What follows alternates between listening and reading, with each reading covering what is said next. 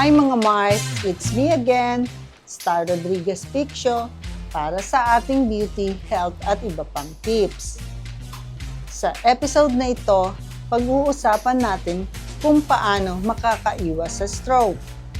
Ang stroke ay isang seryosong kondisyon sa kalusugan na nangyayari kapag ang daloy ng dugo sa utak ay naharangan o nababawasan, na nagdudulot ng pinsala sa mga selula ng utak. Maaaring maging panganib sa buhay ang stroke na nakakaapekto sa pisikal na abilidad ng isang tao. Narito ang ilang mahalagang tips mula sa Harvard Medical School para manatiling malusog at maiiwasan ang stroke.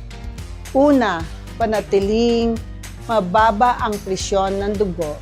Ang mataas na presyon ng dugo ay isang malaking salin na nagdodoble o higit pa sa panganib ng stroke kung hindi ito kontrolado.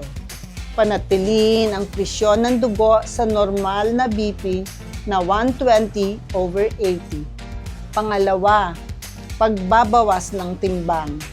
Ang labis na katabaan pati na rin ang mga komplikasyon na kaugnay nito, kasama na ang mataas na presyon ng dugo at diabetes, ay nagpapataas ng tsansa na magkaroon ng stroke.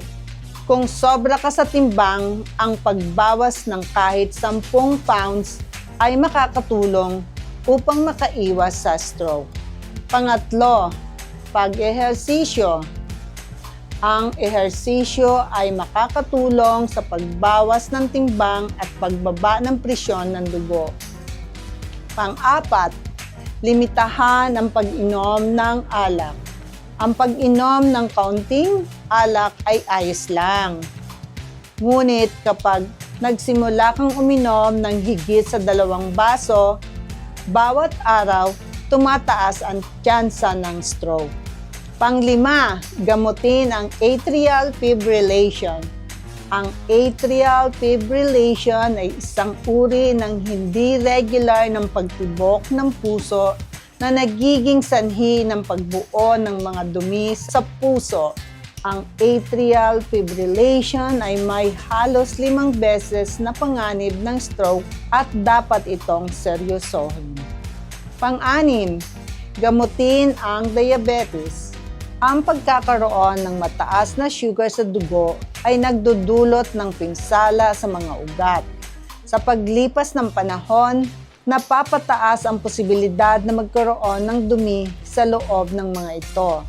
Panatilihing kontrolado ang iyong sugar sa dugo. Pang-7, itigil ang paninigarilyo.